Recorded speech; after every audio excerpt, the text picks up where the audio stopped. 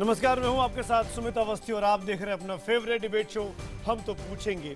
आज बात एक बार फिर बॉलीवुड की, वो बॉलीवुड जो दो धड़ों में बट गया है। सलमान खान पाकिस्तान के एक्टरों का बचाव कर रहे हैं कि वो आतंकवादी नहीं होते, तो नाना पाटेकर अब खुलकर सामने आए और बगैर सलमान खान का नाम लिए उन्होंने साफ कर दिया कि इस देश से बड़ा कुछ भी नहीं है। तमाम कलाकार कोई कितना भी बड़ा क्यों ना हो जाए, वो एक खटमल के बराबर होता है।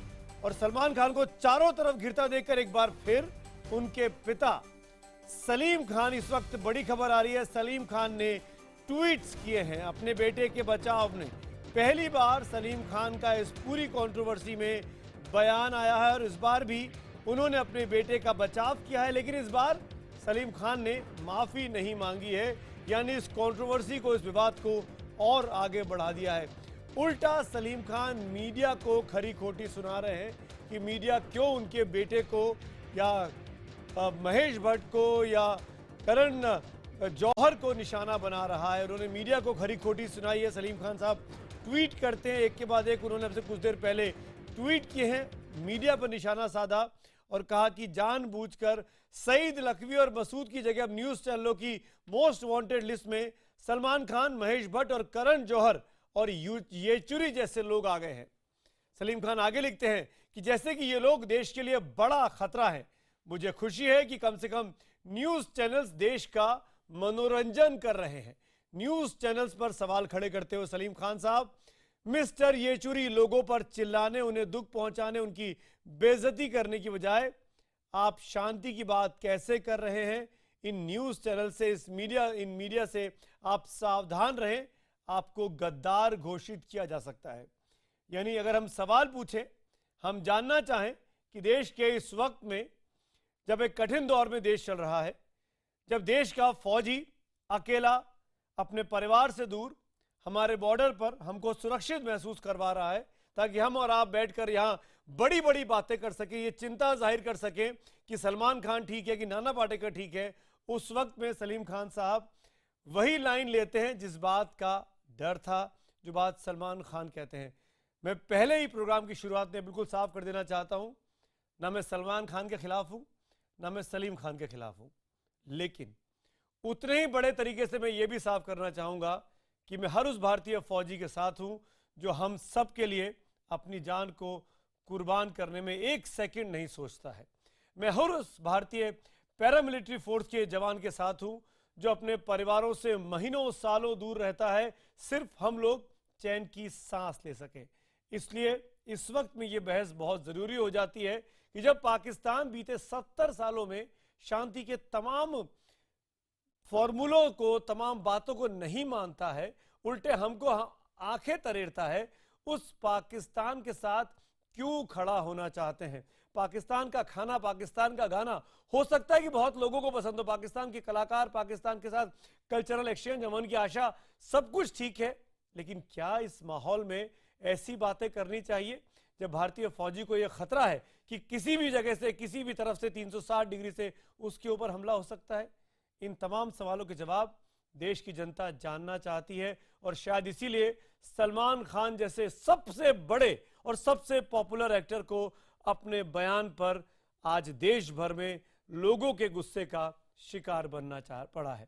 हम दिन भर के घटनाक्रम आपको दिखाते हैं। सबसे पहले क्यों नाना पाटेकर, जिन्होंने प्रहार जैसी फिल्म बनाई, वो फिल्म जिसके वो डायरेक्टर भी थे, वो फिल्म जिसमें वो एक्टर भी थे, वो फिल्म जो भारतीय फौज में कमांडो कैसे तैयार किए जाते हैं, पैरा फोर्सेस कैसे तैयार की जाती है, उसके बारे में डिटेल के साथ आज से करीब 20 साल पहले ये फिल्म बनी।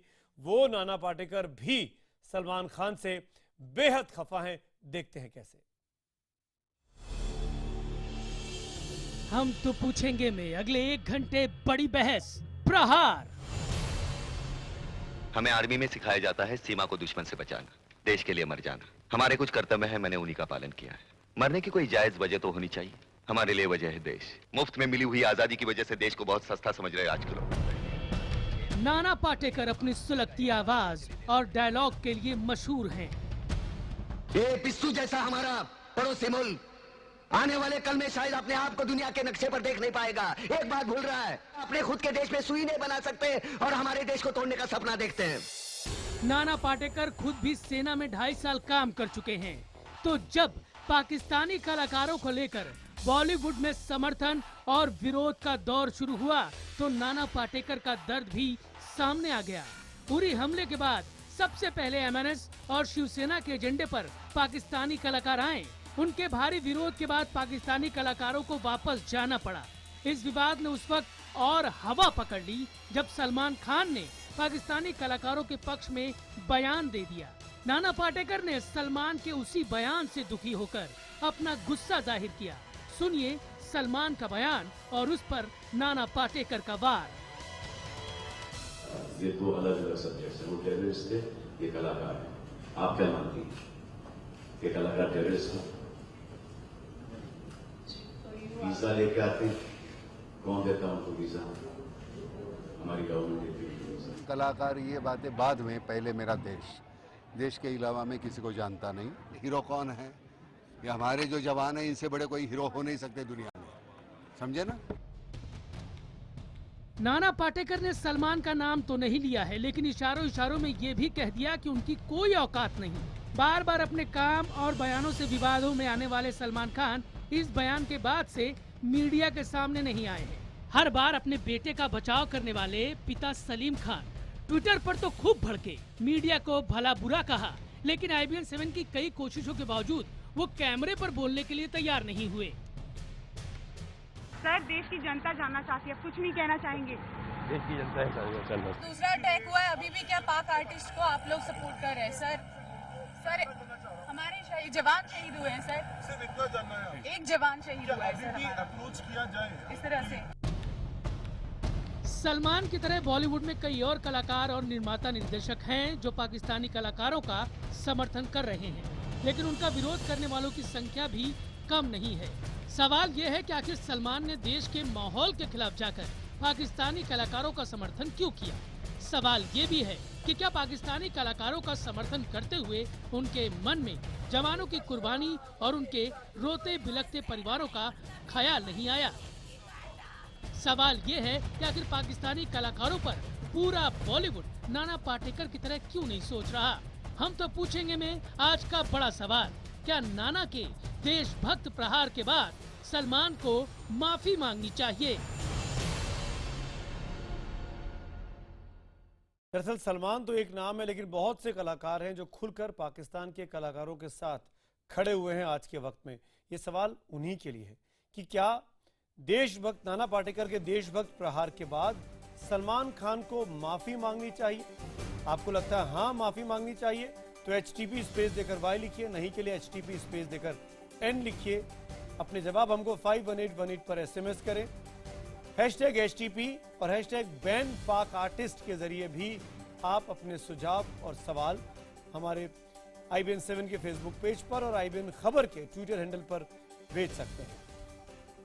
मेहमानों का परिचय कराऊं उसके पहले मैं सबसे पहले बात करना चाहूंगा आज के मेहमानों में हमारे साथ जो शख्स जुड़ रहे हैं उसमें करगिल में शहीद हुए कैप्टन विजयंत थापर के पिता कर्नल VN थापर साहब मेरे साथ यहाँ स्टूडियो में हैं। हमारे साथ लखनऊ से मशहूर अभिनेता ओमपुरी साहब जुड़ रहे हैं। दिल्ली से हमारे साथ अभिनेता रवि किशन जी हैं। मुंबई से हमारे साथ समाजवादी पार्टी के लीडर अबू आजमी साहब हैं। MNS के नेता वागीश सारस्वत भी इस डिबेट में हमारे साथ शिरकत करेंगे। सवाल जवाब का सिलसिला आगे बढ़े इसके पहले मैं सबसे पहले कर्नल थापर को अपनी तरफ से सैल्यूट करना चाहूंगा और शुक्रिया अदा करना चाहूंगा कि इस डिबेट में वो हमारे साथ शिरकत कर रहे हैं। 22 साल का था कैप्टन विजयंत थापर। महज 6-7 महीने के कमीशन की हुआ था नौकरी करते हुए भारतीय फौज में और 1999 की करगिल लड़ाई में कैप्टन थापर हम सब के लिए शहीद हो गए थे। करगिल जंग में जाबाजी के लिए शहीद कैप्टन विजयंत थापर को मरणोपरांत कीर्ति चक्र से भी नवाजा गया। वीर चक्र से, माफ करिएगा, वीर चक्र से नवाजा गया। खुद कर्नल VN थापर 37 साल तक भारतीय सेना में काम कर चुके हैं। कर्नल थापर उसी साल रिटायर हुए जिस साल यानी 1999 में उनके बेटे शहीद कैप्टन विजयंत थापर को सेना में कमीशन मिला था। करीब 4 महीने का वक्त, 4 से 5 महीने का वक्त दोनों पिता पुत्र ने एक साथ भारतीय सेना की साथ सेवा करते हुए, भारत की सेवा करते हुए एक साथ बिताया भी है। हमारा सौभाग्य है कि आज इस कार्यक्रम में कर्नल थापर हमारे साथ जुड़ रहे हैं। सीधे सवाल जवाब का सिलसिला शुरू करता हूं कर्नल थापर। मैं आप ही से पूछूंगा पहला सवाल। दो राय साफ तौर पर दिखती है, उसके बाद मैं फिल्म फेटर्निटी पे जाऊंगा क्योंकि रवि किशन जी भी हैं, ओमपुरी साहब भी हैं। एक सलमान खान की राय कि आतंकवादी और कलाकार में अंतर होता है। कलाकार को वीजा लेके आता है, कलाकार को परमिशन मिलती है, तब आके वो फिल्मों में काम करते हैं। आतंकवादी आतंकवादी होता है, वो आता है, नुकसान पहुंचाता है, मरता है, मारता है और चला जाता है।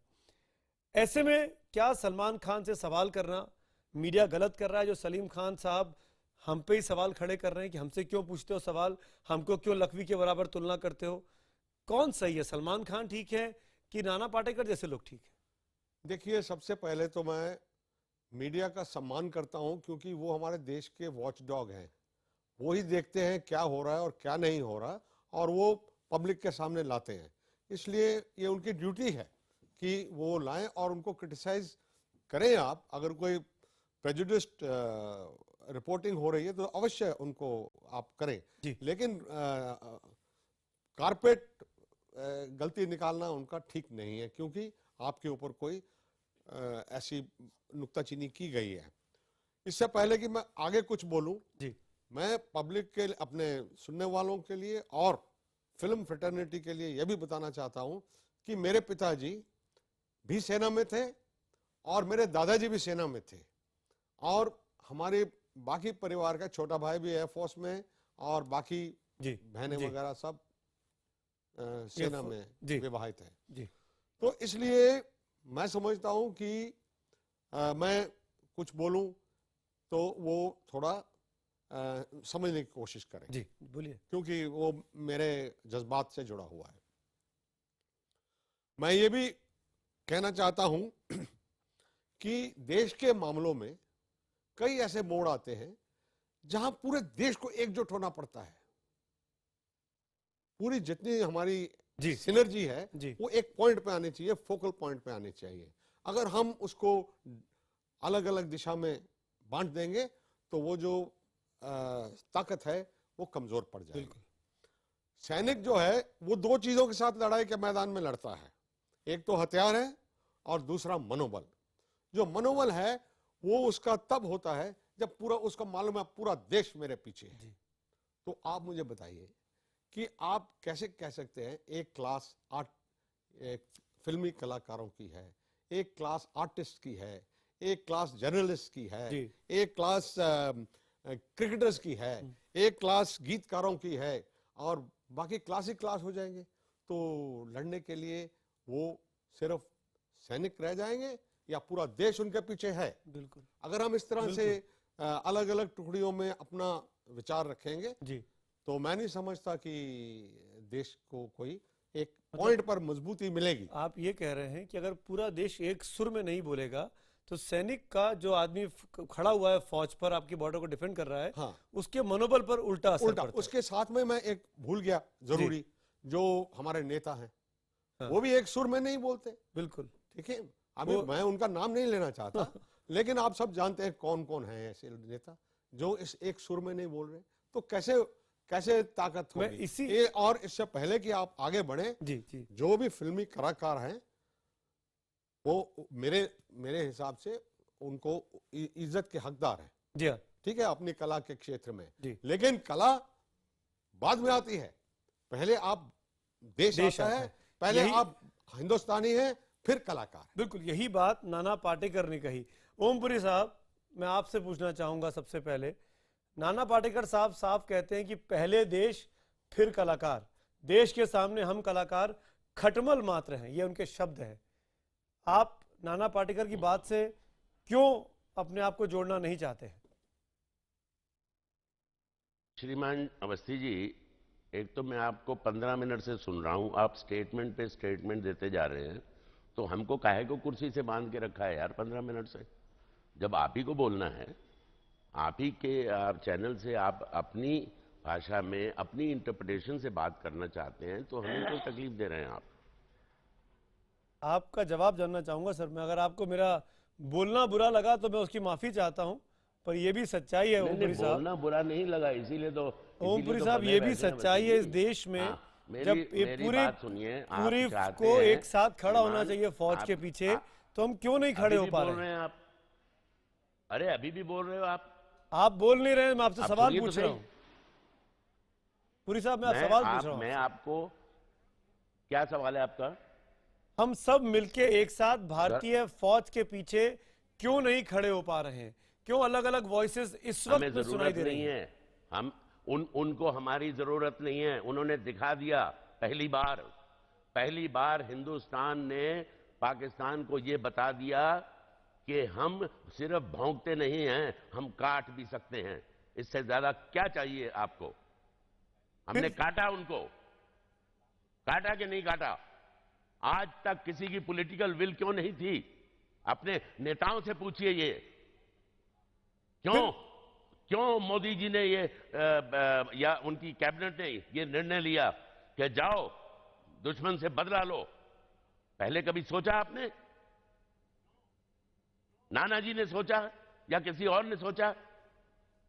अरे मनाओ, खुशी मनाओ कि आज हमारी सेनाओं का मनोबल बहुत ऊंचा है, हमारे जनता का मनोबल बहुत ऊंचा है कि हमने ये उनके उससे गलतफहमी निकाल दी कि हम नपुंसक हैं। हम नपुंसक नहीं हैं, हमारे दांत हैं, हमें काटना आता है।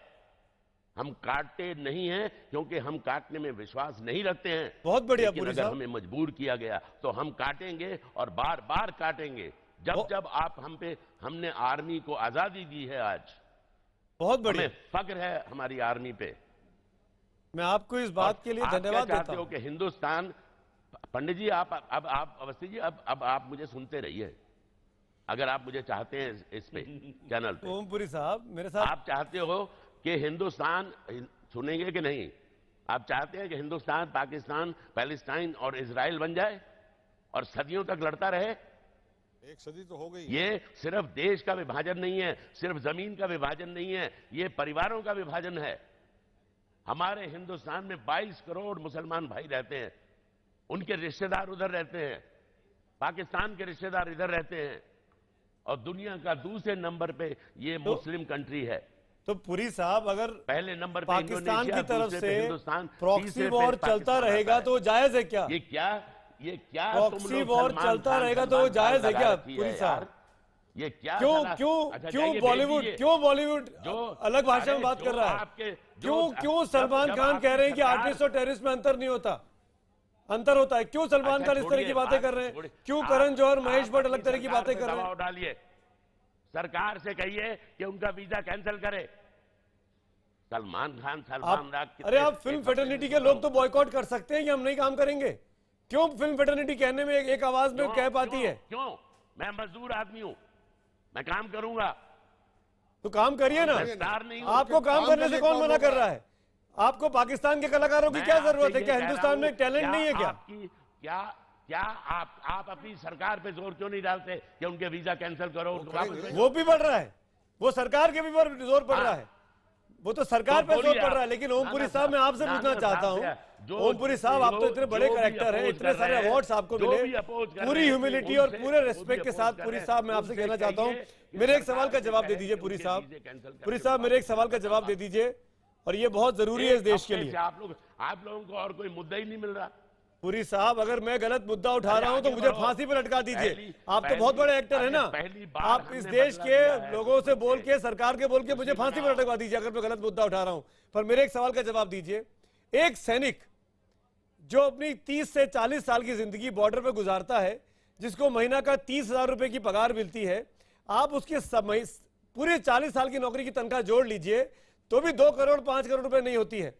बड़े बड़े एक्टर एक एक फिल्मों में काम करने के 10-10 करोड़, 12-12, 15-15 करोड़ रुपए लेते हैं, और फिर वो कहते हैं ऐसे वक्त में जब मरो और मरो मारो की स्थिति है, पाकिस्तान के साथ बातचीत होनी चाहिए, वो एक्टर टेररिस्ट नहीं होता, कलाकार सबसे अलग होते हैं। अरे पहले हम हिंदुस्तानी हैं कि पहले हम कुछ और हैं? बना लो, अरे बना लो पैलेस्टाइन और इजराइल, पड़ोसी हो। बना तो हुआ है, 70 सालों से क्या हो रहा है? 70 सालों से क्या हो रहा है साहब? 22 करोड़ मुसलमान भाई हैं यहाँ, भड़काओ मत उनको। कोई नहीं भड़का रहा है किसी को, आप भड़का रहे हैं, आप जैसे लोग भड़का रहे हैं पुरी साहब। आई एम सॉरी टू से दिस, इस देश में तमाम मुसलमान भाई देश के साथ खड़े हैं, देश के फौजियों के साथ खड़े हैं, पर बॉलीवुड लोग जिसको ये लोग इमिटेट करते हैं, जिनको हीरो मानते हैं, वो लोग जब इस तरह की बातें करते हैं तब जनता में भड़काव आता है। सॉरी टू से पुरी साहब। और आप लोग कैसी घटिया फिल्में बना के पाकिस्तानियों पे थूकते रहे हो, बेशर्माओ। आप क्या कर रहे हैं? बॉलीवुड में क्या हो रहा है? क्यों फवाद खान को नहीं बोलते हैं? आपकी क्रिटिसाइज करिए। अरे मुझे फख्र है, पुरी का क्यों नहीं कहते माहिर को, क्यों नहीं कहते अली जाफर को, क्यों नहीं कहते राहत साहब को कि हिंदुस्तान के आवाम के साथ खड़े हो? उरी को क्रिटिसाइज करो, बारामूला को क्रिटिसाइज करो। कल एक जवान मारा गया, 24 साल का लड़का, इटावा का लड़का, 24 साल का मार दिया गया गोली से। कौन जिम्मेदार है इसके लिए? हाँ तो कौन जिम्मेदार है पुरी साहब? हमने उसको फोर्स किया था कि फौज में जाओ, तो वो कौन जाएगा फिर आप जाएंगे? आप मेरा थापर साहब का खून खोल रहे हैं आपकी बात सुन के। बड़ी आपकी इज्जत करते थे, फौज में था, बड़ी इज्जत करते थे, लेकिन ऐसी बात सुन के लड़ा था। शर्म आती है। क्या हम हथियार रख दें? आपके कहने पे आ गया हथियार सब रख दें क्या? कहाँ? किसने बोला हथियार रख दें? क्या बोल रहे हैं? कर्नल थापर बात कर रहे हैं आपसे पुरी साहब। कर्नल थापर जिन्होंने अपना बेटा करगिल में खोया, हम सबके लिए शहीद हो गए विजय साहब। मुद्दा ही नहीं है जिसपे आप बहस कर रहे हैं पंडित जी। पुरी साहब कीजिएगा, पुरी साहब, अपनी घर की पुरी साहब, पुरी साहब, उस बहादुर शहादत को आपने तौहीन की है कि किसने कहा था बंदूक उठाए? बताइए, ऐसे बात करेंगे आप? इतने बड़े कलाकार। ये जो आपने नाम बताए, इनमें से पूछा जाए कितने इनके रिश्तेदार फौज में थे कभी भी, ताकि वो अथॉरिटी के साथ बात तो कर सके कि जवान हथियार उठाए या ना उठाए। पुरी साहब आपसे पूछ रहे कर्नल थापर। फौज में मेरा बाप फौज में था, उसका नंबर था 195287। और उसके बाद भी आप ये बोल रहे हैं? पता नहीं, उसके बाद भी आप ये बोल रहे हैं कि उस फौजी को किसने कहा था कि शामिल हो जाए फौज में, बंदूक उठाए? वो हमारी रक्षा करने के लिए वहां पे था बीएसएफ के जवान यादव साहब। हाँ तो हम तो क्या कर रहे हैं? अरे इज्जत से बात करिए पुरी साहब, रिस्पेक्ट हिम प्लीज। हमें उन पे गर्व है। हाँ ऐसे बोलिए ना बात, ये ऐसे बोलिए ना, हमें ऐसे बोलिए। अरे आप बहुत बड़े एक्टर हैं, आपके बहुत बड़े लोग फॉलोअर हैं, आपकी बातें सुनकर लोगों का दिल टूटता है। चुप रहिए आप मुझे क्यों चुप करा रहे हैं? आप अपने आप सोच के बोलिए, आप क्या सोच के बोल रहे हैं पुरी साहब? आप सोच के बोलिए आप क्या बोल रहे हैं। आप पल पल में अपना बयान बदल रहे हैं। प्लीज पुरी साहब, ये पूछ रहा हूं, आप चाहते हो कि अरे नहीं पुरी साहब, क्या बीच में टोकते हो? मैं आपसे पूछ रहा हूं, आप चाहते हो कि हिंदुस्तान और पाकिस्तान, इजराइल और पैलेस्टाइन बने? मैं बोल रहा हूं पुरी साहब, दोबारा बोलता हूं, तीसरी बार बोल रहा हूं कि इजराइल और पैलेस्टाइन बने हुए हैं। इस बात की क्या गारंटी है कि फवाद खान और ओमपुरी और मीरा खान या अमिताभ बच्चन या करण जौहर या कोई भी मिलके भारत पाकिस्तान को एक कर देंगे 70 साल पहले वाला? इन 70 सालों में क्या किया है? हम आपका 70 सालों में क्या किया है? हम आपको एक अच्छा कलाकार समझते थे, आपने तो पूरे देश की नाक बिल्कुल, हम बहुत इज्जत करते थे। इस तरह की भाषा ऐसी बात कर रहे हैं, हम लोग बहुत देर से सुन रहे हैं। आपको मैं बताता हूं, मैं परिचय कराता हूं। चाहिए, आप हमारे सैनिकों का अपमान कर रहे हैं। एक पाकिस्तानी कलाकार के लिए, आप एक सलमान खान के लिए जो पाकिस्तानी कलाकारों का समर्थन करता है, आप उसके साथ काम करना चाहते हैं, आप उसके साथ पैसा कमाना चाहते हैं, इसलिए पूरी फौज को, पूरी सेना को आप साबित क्या करना चाहते हैं? आप अच्छे कलाकार थे, लेकिन आप एक गंदे इंसान हैं। आप जैसा घटिया इंसान हम लोगों की गर्दन को झुकाता है, हमारे सर को झुकाता है, और आप जैसे लोगों का बहिष्कार करना चाहिए। आपको अपने दिमाग का इलाज कराने की जरूरत है। आप मुसलमानों की बात करते हैं, आप फिलिस्तीन की बात करते हैं, आप इजराइल की बात करते हैं, आप समझते क्या हैं? अरे हिंदू और मुसलमान को झगड़ा लगाने का काम आप जैसे लोग करते हैं। आपको ये याद दिलाने की जरूरत क्यों पड़ी कि यहाँ पे 22 करोड़ मुसलमान हैं? क्या हम जानते नहीं है कि इस देश में 22 करोड़ मुसलमान हैं? और क्या हम जानते नहीं है कि इस देश के उस देश के साथ संबंध है?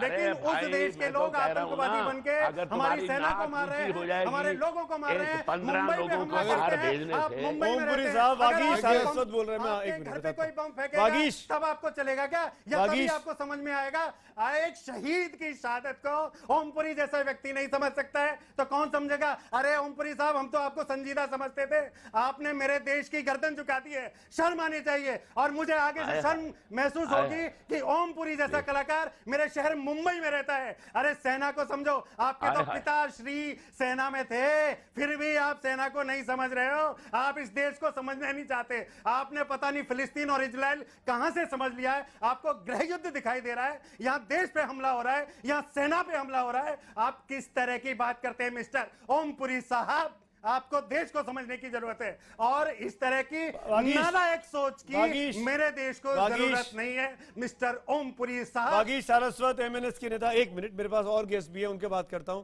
पुरी साहब, अगर आप बोलना चाहते हैं, जवाब देना चाहते हैं वागीश सारस्वत का, तो 30 सेकंड है आपके पास। मेरे पास और पैनलिस्ट भी हैं, आप जवाब देना चाहें तो आप दे दीजिए।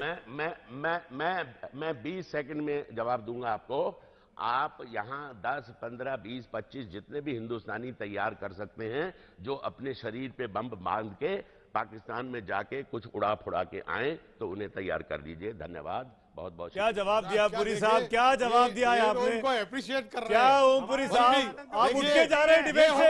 हमारे देश के अंदर ऐसे लोग भी रहते हैं। ओमपुरी साहब के लिए बिक गए हैं, बिल्कुल। ओमपुरी साहब को उठ के जाना पड़ा इस डिबेट से, क्योंकि अब मैं माफी के साथ ओमपुरी का मैं बहुत इज्जत करता हूं एज एन एक्टर, जो but as a human being आज इन्होंने दिल तोड़ा है। बॉम्ब्स हैं, पाकिस्तान के ह्यूमन बॉम्ब्स हैं, इनके हीरो हैं।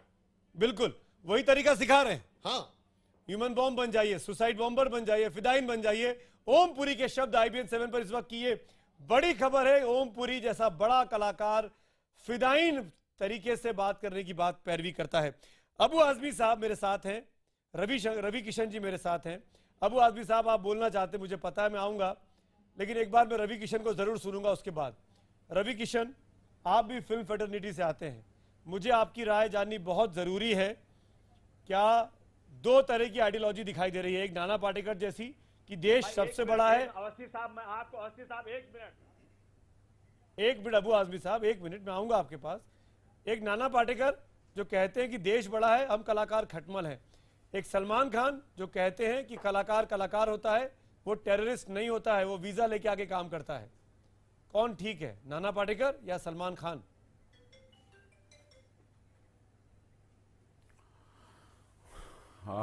अवस्थी जी, मैं सबसे पहले कहूंगा कि देश सबसे बड़ा है, देश से बड़ा कोई नहीं। यही मिट्टी जिसकी वजह से हम लोग बने, यही मिट्टी हम लोगों की मातृभूमि है। और कलाकार बहुत पीछे हैं, हम लोग सारे हिस्से हैं और उसमें एक एंटरटेनमेंट इंडस्ट्री है जो देश को एंटरटेन करता है, एक सेना है जिसको प्रोटेक्ट करती है, एक बिजनेस टाइकून है जो देश को चलाते हैं, मीडिया उसको ऑपरेट करती है वॉच डॉग की तरह, पॉलिटिशियन इसको पूरा इसको टेक केयर करते हैं। तो मैं पाकिस्तान के खिलाफ हूं, क्योंकि it's a war between government to government, war between army to army, army to terrorist. Pakistan में जब ये उड़ी हमला हुआ तो यही सारे कलाकार जो यहां जी रहे थे, खा रहे थे, जिनका नाम पूरे देश में, विश्व में हुआ कि पाकिस्तानी ये कलाकार भी हैं, ये लोग जीवित हैं, ये लोग तुरंत जहाज पकड़ के चले गए। वो 18 परिवार पर क्या बीती। कल भी बारामूला में एक शहीद हुए हमारे जवान। ये काफी सालों से चल रहा है। They are attacking us, attacking us, attacking us, attacking us, attacking us. आपको लगता है मतलब there is no way out, peace समझौता कर लो, ये कर लो, वो कर लो, फलाना कर लो, ठिकाना कर लो। रवि भाई, मैं आपसे पूछ रहा हूं, फिर मैं अबू आजमी साहब इंडिया, हिंदुस्तान बहुत शक्तिशाली देश है, हम सब एक हैं। कहां एक है? हम सब बहुत शक्तिशाली हैं, मतलब हम सबको एक होना चाहिए। इस वक्त पॉलिटिकल पार्टीज एक साथ खड़ी होने की दिखाई देती हैं, लेकिन बॉलीवुड नहीं खड़ा हो रहा है। सलमान खान कुछ बोल रहे हैं, करण जौहर कुछ बोल रहे हैं, मुकेश भट्ट कुछ बोल रहे हैं, हंसल मेहता कुछ बोल रही हैं, पूजा भट्ट कुछ बोल रहे हैं, ओमपुरी साहब को अभी सुना हमने, स्वरा भास्कर, तमाम नाम है। पूरा पॉलिटिकल पार्टीज एक साथ खड़ी हो गई सेना के पीछे।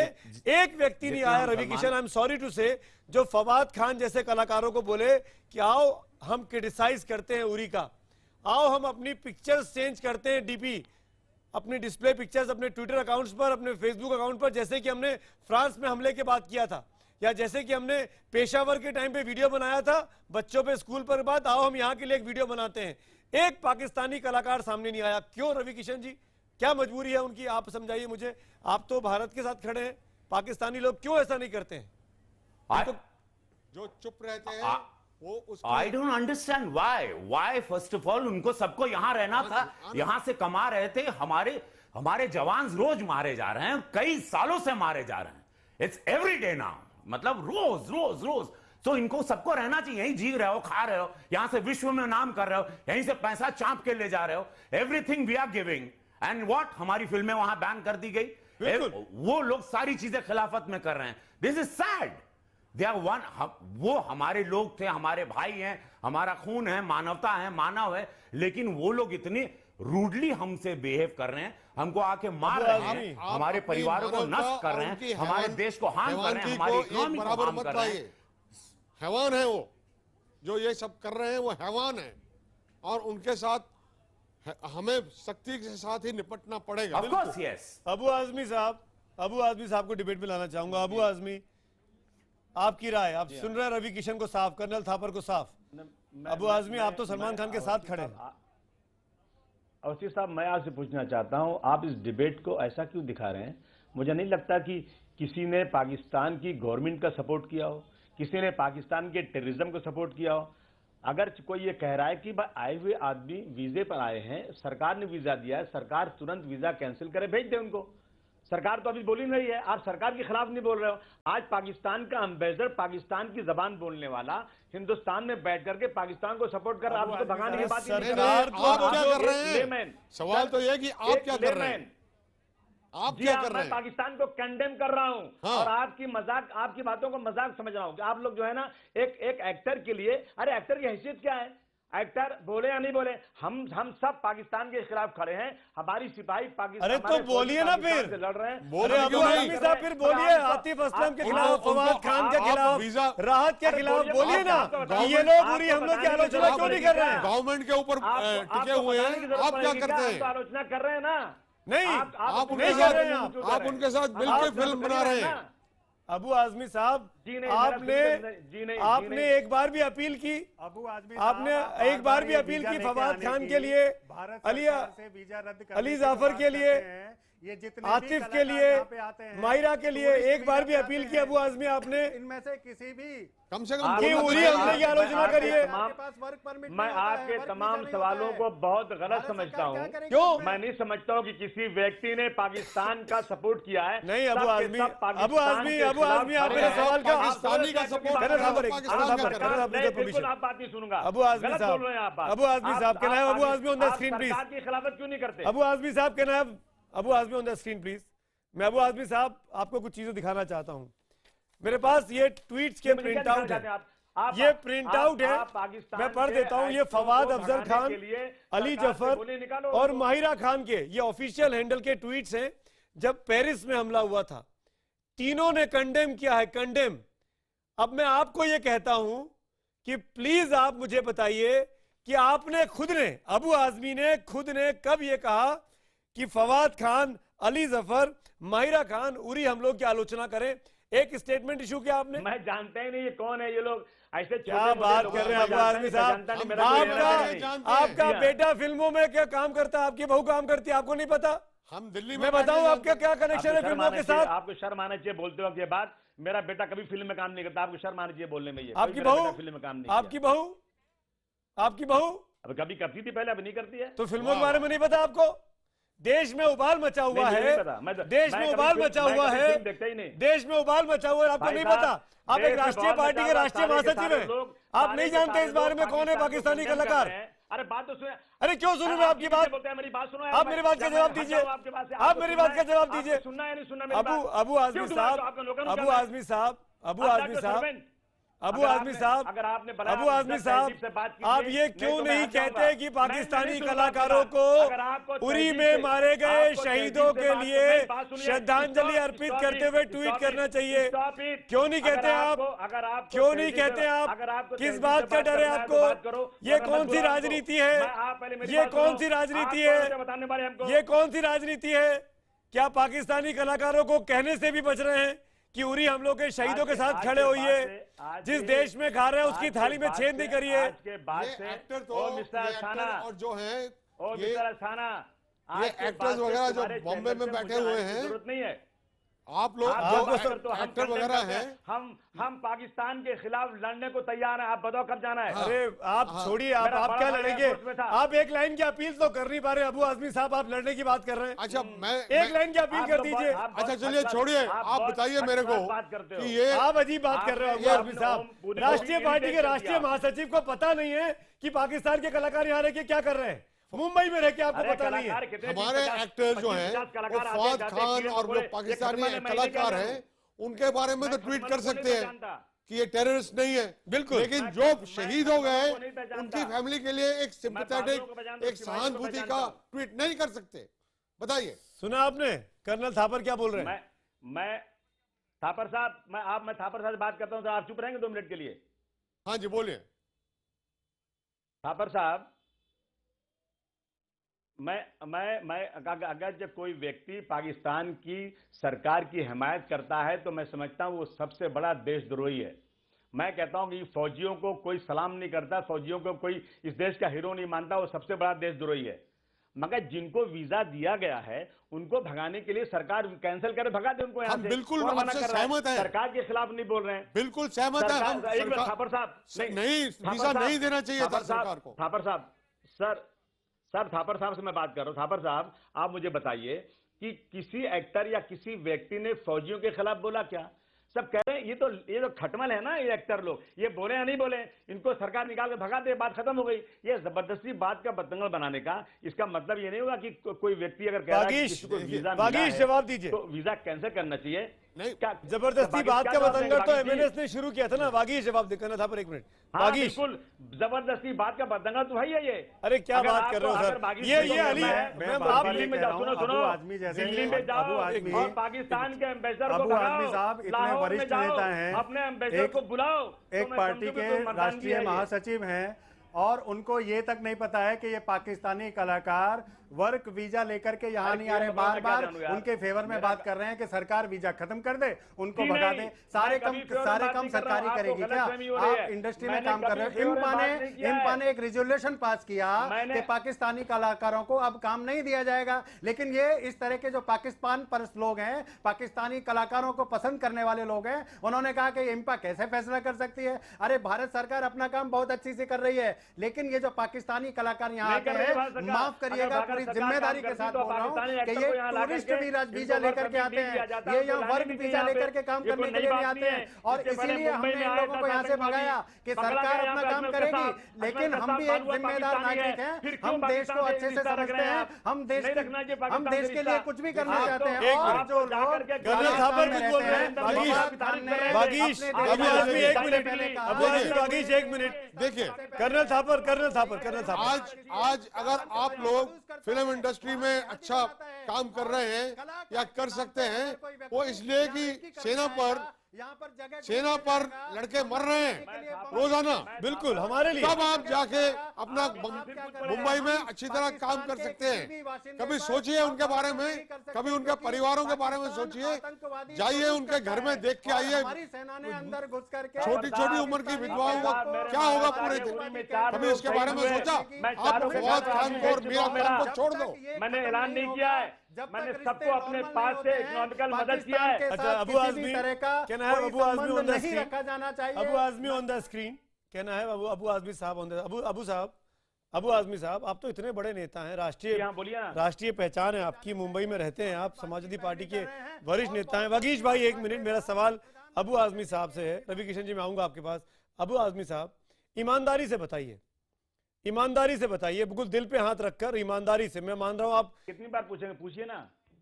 एक फौजी जो घर परिवार छोड़कर सीमा पर खड़ा है आज की तारीख में, उसको नहीं पता कि उसकी तरफ कहां से हमला हो जाएगा, कौन फिदायीन अटैक उस पर कर देगा, क्योंकि पाकिस्तान खुली जंग तो करता नहीं है, पाकिस्तान तो छुप के हमला कराता है आतंकियों के सहारे। बोल सकता हूं मैं, ये मुझे बताइए, इन परिस्थिति में, इस परिस्थिति में जब वो फौजी को पता लगता है कि हमारे बड़े बड़े एक्टर, बड़े बड़े पॉलिटिशियन जो हैं वो कह रहे हैं कि पाकिस्तानी कलाकार तो अलग हैं, उनको वीजा दे देना चाहिए, उनसे काम कराना चाहिए, वो टेररिस्ट नहीं है, उस फौजी की कोई दुश्मनी है क्या सामने खड़े फौजी से या उस फिदायीन से? वो हमारे लिए वहां खड़ा है ना। कलाकार करता रहेगा, खान सामा बात करता रहेगा, क्रिकेटर बात करता रहेगा, तो फौजी बेचारा क्यों लड़ेगा? उसका मन नहीं करता दोस्ती करने बात कर ले। जवाब दीजिए। यार आप तो ज्यादा बोलते हो, सुनते कम हो, सुनते कम हो, ज्यादा बोलते हो। भाई अवस्थी साहब सुनो तो सही, मैं जवाब दे रहा हूं ना आपको। वो फौजी देख रहा है कि इस मुल्क की सरकार जो है उन कलाकारों को वीजा देकर बुला रही है। वो फौजी अगर नाराज होगा, वर्क वीजा अलग होता है, वीजा अलग होता है। वो कहेगा वीजा देश में आने का वीजा, काम करने का नहीं मिलता है, सरकार को काम करने का वीजा नहीं है वो। आपकी भी तो ड्यूटी बनती है उसके अगेंस्ट आवाज उठाने की। आप सुनेगा, आपकी भी ड्यूटी बनती है उसके अगेंस्ट आवाज उठाने की। सिर्फ अवस्थी की ड्यूटी बनती है। सुना करो दिन भर, दूसरे की मत सुना करो। आप बहुत अच्छे इंसान हैं, जरा अच्छे वक्तव्य भी कीजिए। ओ भाई साहब, वो फौजी कहेगा कि सरकार को क्रिटिसाइज करेगा कि आज हम लोग अपनी जान हथेली पर लेकर सरहद पर खड़े हैं, लेकिन उसके बाद भी हमारा प्रधानमंत्री जाता है मिलने के लिए। हमारा प्रधानमंत्री, देखिए मैं बिल्कुल साफ कर दूं, सैनिक कभी भी किसी भी परिस्थिति में अपनी गवर्नमेंट को क्रिटिसाइज नहीं करेगा। और ये पॉलिटिशियंस जो अबू आजमी साहब कह रहे हैं, ये चीजों को पॉलिटिकल करने की कोशिश कर रहे हैं। और शायद यही हमारी आर्मी की खूबसूरती है कि वो पॉलिटिकल नहीं है। वो आर्मी इसीलिए अनबायस्ड है। आर्मी में इसीलिए इसी तरह की अपब्रिंगिंग होती है कि चाहे जिसकी सरकार आए, चाहे जो पार्टी आए, आर्मी मैन होता है, वो इंडियन होता है, वो कांग्रेसी भाजपा या शिवसैनिक नहीं होता है। क्यों चिल्ला रहे हैं, क्यों पाकिस्तानी को आने दे रहे हैं? संदेश दिया था। अजीब बात कर रहे हैं अबू आजमी साहब, अजीब बात कर रहे हैं आप एक लाइन नहीं बोल सकते पाकिस्तानी कलाकारों को अपील करते हुए कि उरी के हमलों की आलोचना कर दो। इन कलाकारों को ये नहीं कह सकते कि जो लोग शहीद हुए उनके लिए चंदा इकट्ठा करते हैं, इस फिल्म की कमाई को इन तमाम शहीदों को डोनेट करेंगे। आप इतनी से अपील नहीं कर सकते अबू आजमी साहब। और आप भारतीय सरकार के पीछे पड़े। सरकार ने तो सर्जिकल स्ट्राइक कर दी। आपके भी नेता थे, आपके नेता थे मुलायम सिंह यादव, डिफेंस मिनिस्टर। क्या किया था उन्होंने आपकी सरकार ने? महाराष्ट्र के 4 भारत पाकिस्तान का महासंघ बनाने निकले थे मुलायम सिंह यादव। क्या हुआ? जी हाँ, क्या हुआ? डॉक्टर राम मनोहर लोहिया का सपना था। क्या हुआ? मतलब क्या हुआ? हमारी शराफत को बुद्धिली ना समझा जाए। हमने मोहब्बत, यही मैं कह रहा हूँ। पाकिस्तान नहीं सुनता तो पाकिस्तान को तो बोलिए ना एक बार। हम ये भी तो कह रहे हैं, पाकिस्तानी कलाकारों को अपील करिए ना एक बार। सलमान खान को बोलिए ना ऐसा बयान ना दे। सलमान खान के लिए बोलिए ऐसा बयान ना दे। देश के सैनिकों का मोरल डाउन होता है। उनका वीजा कैंसिल करो, धक्के मार के भगा दो। वीजा पहले कैंसिल करो। सलमान खान के खिलाफ क्यों नहीं बोल पा रहे हैं? सलमान खान के खिलाफ क्यों नहीं बोल पा रहे अबू आजमी? क्यों मैं डर, क्या आपको क्या लगता है मैं डरता हूँ सलमान खान से? मुझे क्या पता, आप बताइए ना, आप क्यों नहीं बोल पा रहे हैं? नहीं, आप सलमान खान की बात सुनकर भारतीय सैनिक का मोरल डाउन हो रहा है। अभी कर्नल थापर ने कहा नहीं, हम सबको एक साथ खड़ा होना चाहिए। नहीं, बिल्कुल नहीं, हम सबको एक साथ खड़ा होना चाहिए। आप सलमान खान के खिलाफ क्यों नहीं बोल पा रहे? सलमान खान ने कभी फौजियों के खिलाफ या भारतवर्ष के खिलाफ कोई बोला हो? अगर बोला होता तो सबसे पहला व्यक्ति मैं होता, सलमान खान के खिलाफ बोलता। लेकिन सलमान खान ने कभी भारतवर्ष के खिलाफ या फौजियों के खिलाफ कोई बोला नहीं, उनका मनोबल तोड़ा नहीं। उसने क्या बात कर रहे हैं आप? पाकिस्तानी कलाकारों को वीजा देने की पैरवी कर रहे हैं। पाकिस्तान परस्तों के नहीं, पैरवी नहीं कर रहा हूं। मैं कह रहा हूं सरकार की गलती है। रवि किशन निकाले उनको कि उन्होंने पाकिस्तान, मैं कह रहा हूं सरकार उनका वीजा कैंसिल करे। आज भी अबू आजमी साहब आप एक्सपोज हो रहे हैं इस डिबेट में। अबू आजमी साहब आप एक्सपोज हो रहे हैं इस डिबेट में। आप पॉलिटिकल रंग दे रहे हैं इस डिबेट को। ये कलाकारों का डिबेट हो रहा था, पॉलिटिकल डिबेट नहीं था ये। आप इसको जबरदस्ती पॉलिटिकल रंग मत दीजिए। रवि किशन साहब, एक कमेंट में आपका लूंगा। रवि किशन साहब काफी देर से सुन रहे हैं। रवि किशन, क्या सलमान खान साहब को, मैं कैटेगोरिकल पूछ रहा हूं, मैं जानता हूं फिल्म फेटर्निटी से आ रहे हैं, तब भी नाम लेके पूछ रहा हूं, क्या नाना पाटेकर के बयान आने के बाद क्या सलमान खान साहब को अपने बयान के लिए माफी नहीं मांग लेनी चाहिए? रवि किशन, जहां तक हम सलमान खान साहब को जानते हैं, उनके साथ काम किए हैं, किस सिचुएशन में उन्होंने बोला होगा, क्या सवाल था, क्या भावना में वो बह गए होंगे, बिकॉज ही एवरीबडी नोज, सब लोग आप भी जानते हैं कि he is very helping man और उनकी एक एनजीओ है, बड़ी मदद करते हैं। वो मोमेंट क्या था जहां पे उन्होंने ये बोला, और आई एम श्योर कि he is definitely hardcore Indian. वो सैनिक क्या, एक आम आदमी, सबके लिए he is a big hearted man.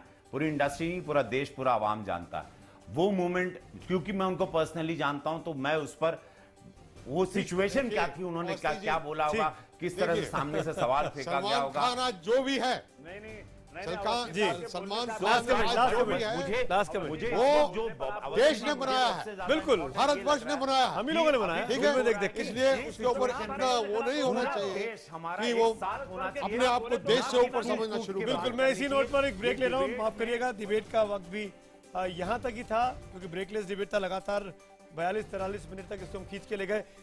Break के उस पार आपके एसएमएस के जवाबों का इंतजार बना रहेगा। आप रहिए हमारे साथ, देखिएगा क्या कहती है भारत की जनता। क्या सलमान खान को माफी मांगनी चाहिए? इस ब्रेक के बाद।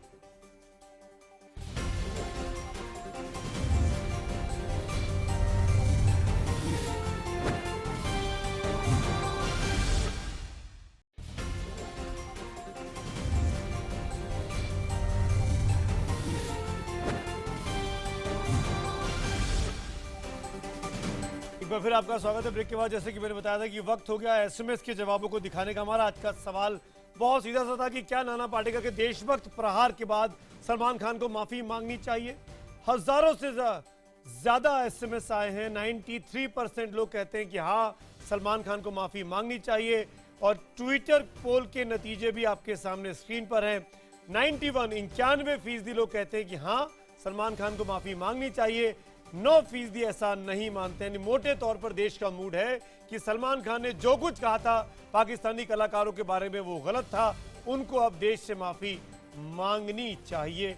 ये माहौल नहीं है इस तरीके की बातों को करने का, दोस्ती की बातें करने का या शांति की बात करने का। ये वक्त है देश के, सेना के उन तमाम जवानों का हौसला बढ़ाने का जो हम सब के लिए अपनी जान को दांव पर लगाए हैं और कुर्बानी करने से भी नहीं हिचकिचा रहे हैं। इसी नोट पर हम तो पूछेंगे में आज इतना ही। कल एक नए विषय के साथ फिर आपके सामने हाजिर होंगे रात को 8 बजे। फिलहाल मेरी तरफ से गुड नाइट। और ब्रेक के बाद 100 बात की एक बात किशोर अजवानी के साथ।